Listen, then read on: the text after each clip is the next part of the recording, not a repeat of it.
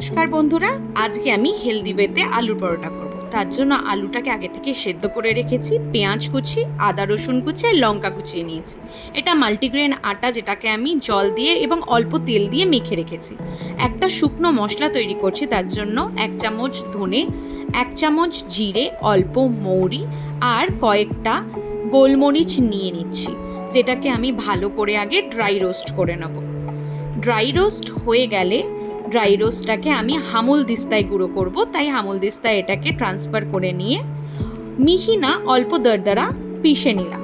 তারপর আলুটার পিঠি তৈরি করার জন্য আলুটা ম্যাশ করে নেব এবং একে একে রসুন আদা কুচি, পেঁয়াজ কুচি এবং লঙ্কা কুচিটাকে এর মধ্যে দিয়ে নেব। আর দেব পরিমাণ মতো নুন এবং আগে থেকে মশলাটা যেটা ভিজে তৈরি করেছি সেটা এর মধ্যে অ্যাড করে আলুর পিঠিটা তৈরি করে নেব। আগে থেকে মাখা আটাটার মধ্যে থেকে 2টো লেচি কেটে নিয়েছি এবং এটা থেকে 2টো রুটি করে নেব। রুটির আকারে বেলে নিলাম। আমি এই পদ্ধতিতে আলুর পরোটা করি যাতে আলু স্টাফিংটা বাইরে বেরিয়ে না যায়, তাই রুটিটা আগে থেকে বেরিয়েই মেখেই রুটিটা বানিয়ে নিই।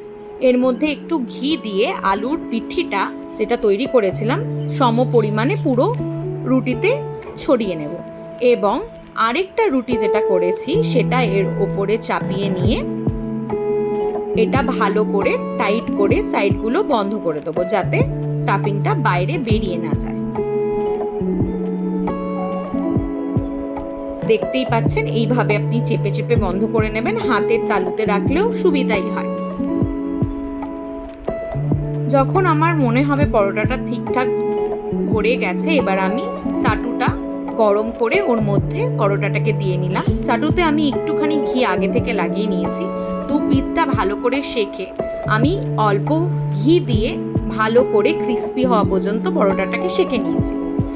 এইভাবেই আপনি এই হেলদি ওয়েতে আলুর পরোটাটা তৈরি বাড়িতে করে দেখবেন এবং আমাকে জানাতে একদম ভুলবেন না। ধন্যবাদ।